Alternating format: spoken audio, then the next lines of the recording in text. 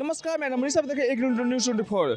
देखिए अभी हम बीडी कॉलेज के पास में आप दिखा सकते हैं, बीडी कॉलेज के पास में है। यहाँ पर पाटलिपुत्र विश्वविद्यालय के यहाँ पर जितने भी छात्र हैं यहाँ पर हमारा आंसर में बैठे हुए हैं। जानते हैं यहाँ पर किस लिए क्या मांगों को लेकर बैठे हुए हैं। पाटलिपुत्र विश्वविद्यालय के भ्रष्ट कुलपति के द्वारा जितने भी भ्रष्ट और अयोग्य प्रभारी प्राचार्य पाटलिपुत्र के विश्वविद्यालयों में और महाविद्यालयों में रख दिया गया है, जो खुद में बेवकूफ़ आदमी है और दूसरे को गुंडा एलिमेंट बोलते हैं, और कॉलेज की छात्र की जानकारी नहीं है कि कौन उनके कॉलेज का छात्र है और कौन उनके कॉलेज का छात्र नहीं है।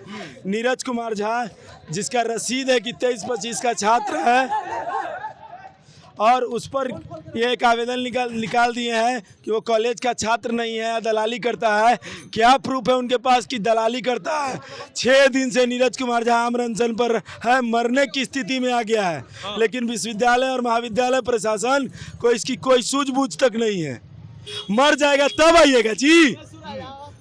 चोरी और घुसखोरी करने के लिए बैठे हैं। अपना पढ़ने नहीं आता है। कॉन्स्टिट्यूएंट कॉलेज को एफिलिएटेड कॉलेज लिखते हैं। यहाँ ऊपर में इतना बड़का लिखा हुआ है कि अंगीभूत इकाई है। लिख देते हैं लेटर में कि एफिलिएटेड कॉलेज है।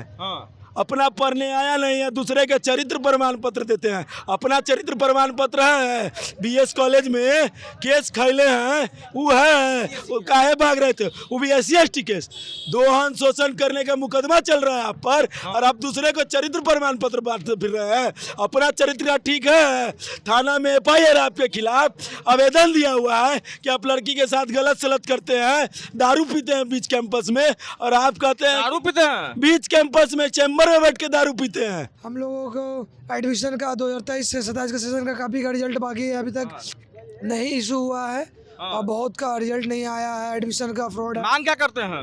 मांग हम लोग प्रिंसिपल चेंज करना है, उनको चेंज किया जाए प्रिंसिपल को, हम लोग का कॉलेज का प्रिंसिपल को। आखिर में क्या ऐसा कर दिया कि आप प्रिंसिपल से नाराज हो गए हैं? दिखा दीजिए, देखिए इतना सारा चीज़ है उनका कागज चिट्ठा।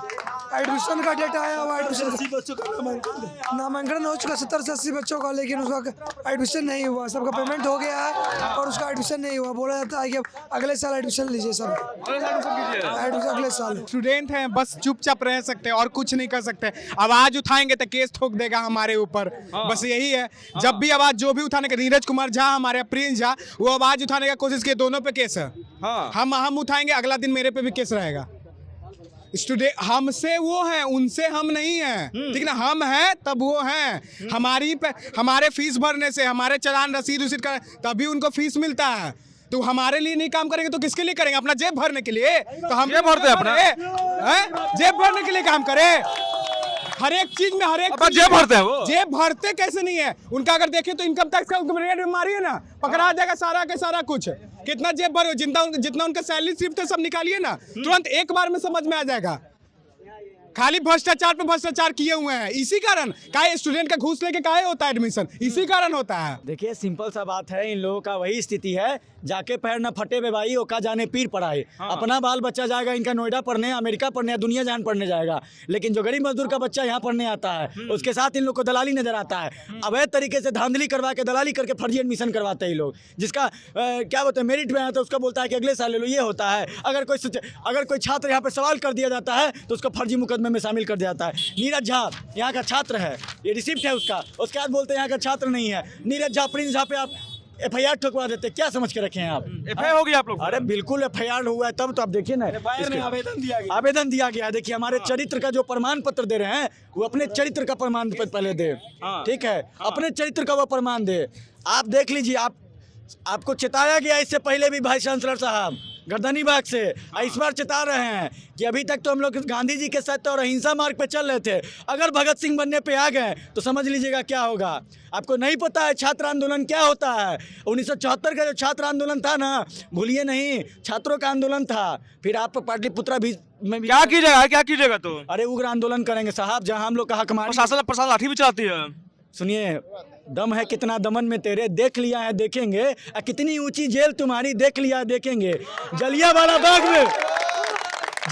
बाग में पीछे से गोली चला था, लेकिन यहाँ सामने से लाठी खाने के लिए छात्र यहाँ पे खड़े हैं, समझे? आपके लाठी में आपके लाठी में उतना दम नहीं है, आप लाठी से पैर झुका सकते हैं, लेकिन इस सर जब तक खड़ा है ना, ऊंचा है ना, आपकी ताकत नहीं है किसी सरकार में कि सर झुका दे छात्रों का, समझे। तो आप सोचिए कि छात्र की बेटी का है, अभी तक सत्य और अहिंसा के मार्ग पर चल रहे हैं, सत्याग्रह कर रहे हैं। क्या बोले कि भगत सिंह की तरह अगर क्रांति करना पड़ गया तो सोच ले यहाँ का प्रिंसिपल और वाइस चांसलर। जो यहाँ के जो प्रिंसिपल से लेके जो वीसी है सभी लोग करप्ट है। और यहाँ पर आप देख सकते हैं कि अभी कितने लोगों का एडमिशन के लिए आगे थे, मेरिट लिस्ट में नाम आने के बावजूद भी उन लोगों का एडमिशन नहीं हो पाया। तो हम इसके लिए क्या कहें। अब आप बताइए, जो सेशन बैक लगा है लड़कों का, उसका तो भरपाई नहीं हो सकता है। जितने भी आगे सर्विसेज नौकरियाँ है उसमें तो एज लिमिटेशन होती है। लेकिन जो आप ये सोचिए कि जितने छात्र हैं ऑलरेडी अपना 1 साल गंवा चुके हैं, तो क्या उनके लिए कोई उस मुद्दे पर बात कर सकता है कि क्या हम उसका एज लिमिटेशन को इंक्रीज कर सकते हैं?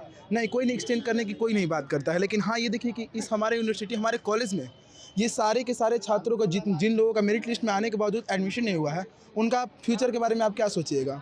और फिर अभी आप देखिए कि ये यहाँ पे लोगों को धरना करना पड़ा है, इस बात के लिए छात्र नेताओं को धरना कर देना पड़ रहा है। आखिर ऐसा हम लोग को क्यों करना पड़ रहा है? छात्रों की बात सुनी तो जरूरी होती है ना सर। अगर इसके से नहीं बात माना जाएगा तो क्या कीजिएगा? तो बात नहीं माना जाएगा तो जन आंदोलन होगा, छात्र आंदोलन होगा। अभी आप देख सकते हैं कि कोई भी रिवोल्यूशन करना होता है तो उसके लिए आंदोलन जरूरी होता है। कोई पार्टिकुलर वे में आपको जो चेंज लाना है तो definitely we should go on revolution. आपके एक नेता जो हैं उनका तबीयत भी खराब हो गया अनशन करते करते। तो ये तो बहुत बड़ी पहले शर्म की बात है कि देखिए एक छात्रों की बात नहीं सुनी जा रही है। आखिर वो इतने दिन से भूख हड़ताल पर क्यों है? भूख हड़ताल पर रहने की वजह है कि उनकी बात नहीं सुनी जा रही है। क्या हम ये पूछेंगे कि क्या हमारी जो बिहार सरकार है या फिर गवर्नर है, हमारे यहाँ का वाइस चांसलर्स है, ये सभी क्यों छात्रों की आवाज़ नहीं सुन रहे हैं? यदि सुनते तो जरूर आते, और यदि छात्रों की समस्याओं का समाधान किया जाता तो एक छात्र नेता जो कि नीरज भैया है, वो आज 6 दिन से अनशन हड़ताल पर नहीं होते, भूख हड़ताल पर नहीं होते, तो आज उनकी ये तबीयत की हालत ये इतनी ख़राब नहीं होती। आपसे अनुरोध है कि इस मामले पे संज्ञान लीजिए। आपको सारा मामला पता है, आपने ही इन सब चोर को सस्पेंड किया था और आपने ही दोबारा इन चोर को वापस भेजा। ये लोग सिर्फ और सिर्फ छात्रों का साल बर्बाद कर रहे हैं, छात्रों के रिजल्ट को ख़राब कर रहे हैं। हम लोग को कोई दिक्कत नहीं है, कोई भी प्रभारी प्राचार्य बने या कुलपति कोई बने, लेकिन छात्रों के साथ खिलवाड़ करने का हक किसी को नहीं है, चाहे वो देश का शिक्षा मंत्री हो या एक कुलपति हो या कॉलेज का कोई पियून हो। हम लोग क्या डिमांड कर रहे हैं? ये कुलपति सबको भ्रामक फैला रहे हैं कि हम लोग अमरण अनशन पैसा के लिए कर रहे हैं। आखिर उनको अगर पैसा के लिए कर रहे हैं तो हर जगह से पैरवी क्यों लगवा रहे हैं? वो अपना गुंडा भेजते हैं हम लोग को अनशन तोड़वाने के लिए, बोलते हैं कि धमकी दिलवा रहे हैं। यहाँ पर कौन बोलते हैं धमकी? पति का आदमी आकर के बोल रहा है कि VC के खिलाफ 15 जनवरी तक कुछ नहीं करना, अगर करोगे तो तुम लोग पे गोली चल जाएगा, कभी भी अनशन तोड़ दो। लेकिन हम लोग भी हैं कि अब जब अनशन पे आई, जब कोई संज्ञान DM महोदय, राज्यपाल महोदय सबको संज्ञान में जाने के बावजूद, सरकार को, शिक्षा मंत्री को पता चलने के बावजूद जब संज्ञान नहीं हो रहा है, तो ऐसे भी हम लोग मरेंगे ही। संज्ञान नहीं होगा तो 6 दिन से भूखे प्यासे हैं, इस ठंड में हैं, तो उससे अच्छा गोली मार दे या कुछ कर दे या जेल में डाल दे। कहीं भी रहेंगे तो भूख हड़ताल पे ही रहेंगे, क्योंकि इन छात्रों का साल बर्बाद होने नहीं दिया जाएगा।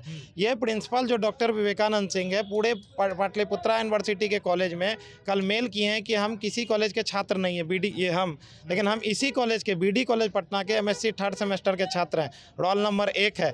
उनको ज्ञान नहीं है हमारे प्रिंसिपल को ये छात्र है कि नहीं, इनको जो चढ़ा रहा है वो चढ़ रहे हैं, और कुलपति इनको ज्ञान दे रहे हैं कि आप ऐसे कीजिए वैसे कीजिए। इस फोटो में आप देखिए डॉक्टर जगन्नाथ गुप्ता, जो आपको दिख रहा होगा, किसी पार्टी से जुड़े हुए हैं। इनको दया माया नहीं है कि एक छात्र मर रहा है, लेकिन वो लूटने में अभी भी बैठे हुए हैं। कम से कम अपने चलते लगातार 6ठे दिन से आप लोग धरना बैठे हुए हैं, लेकिन सरकार बात नहीं मान पा रही है, ना VC साहब मान रहे हैं, इसको क्या कहिएगा? क्योंकि आप खुद सोचिए ना कि सदन में कुम्हड़ार के विधायक, जो BJP के विधायक हैं, अरुण कुमार क्वेश्चन उठाएं कि ये सारा आदमी जाली है, और इनके चलते शिक्षा मंत्री स्वीकारे कि हाँ ये लोग योग्य नहीं है। आपको जो कुलपति हैं इनको सस्पेंड कर दिया गया राजभवन के द्वारा, लेकिन फिर पावर दिया गया और फिर से लूटने का काम शुरू कर दिया गया। इसीलिए शिक्षा मंत्री मजबूर हो गए। जदयू की सरकार होते हुए भी कुछ नहीं कोई कर पा रहा है। क्यों? क्योंकि क्या है, कितना पैसा का घुसखोरी चल रहा है, कुछ समझ में नहीं आ रहा। छात्र मर जाए लेकिन कोई ध्यान नहीं आएगा। इनका ध्यान कब आएगा? यही अभी चुनाव चलता और ऐसे अनशन होता तो इनका ध्यान आता, और उस समय चुनाव के समय छात्र हित का बात करेंगे। पैसा देने से सिर्फ छात्र पढ़ाई नहीं करता है, छात्र को पढ़ना होगा, छात्र को अपने लिए जागरूक होना होगा। अगर आज हम अनशन करना है तो कोई गलत नहीं कर रहे हैं। इन भ्रष्टाचारियों के लिए अगर मरना पड़े और दूसरे छात्र को अनशन पर बैठना पड़े, बैठेगा। लेकिन ये कुलपति डॉक्टर राकेश सिंह और सभी अब अयोग्य प्रभारी प्राचार्य नहीं रहेंगे। इसके लिए राज्यपाल महोदय को एक्शन लेना होगा। नहीं तो मेरे मौत का जिम्मेदार राजभवन और कुलपति होंगे। मैं आज खुलेआम आपके चैनल के माध्यम से बता रहा हूँ। जो अनशन पर जिनकी बात आप कर रहे हैं वो बच्चे नीरज झा या प्रिंस झा इस महाविद्यालय के विद्यार्थी हैं ही नहीं। वो लोगों का नाम है कि इसी कॉलेज के छात्र में रह चुके हैं रह चुके थे, अभी हैं अभी वर्तमान- अभी इस किसी भी सेशन में वो इस कॉलेज के इनरोल्ड बच्चे नहीं हैं, यहाँ से पास आउट है। और उनके खिलाफ में 2021 में उस समय के प्राचार्य ने प्राथमिकी दर्ज करवाई थी। इन पर बहुत गंदा गंदा आरोप है क्या और ये केस अभी चल रहा है? 2021 में ये हुआ है। मेरे समय में भी ये मुझसे ठेका मांगने आते हैं। किसी का ठिका सर? ये हमको आई कार्ड का काम दीजिए, हमको सिक्योरिटी गार्ड का काम दीजिए, अगर काम नहीं दीजिएगा तो मैं काम। छात्र लोग बोलते हैं।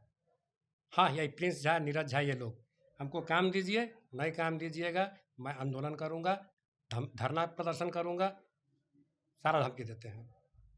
ये लोग सर जिन मुद्दों को लेकर बैठे हैं धरना पे, उन मुद्दों में कहाँ तक सच्चाई है? कुछ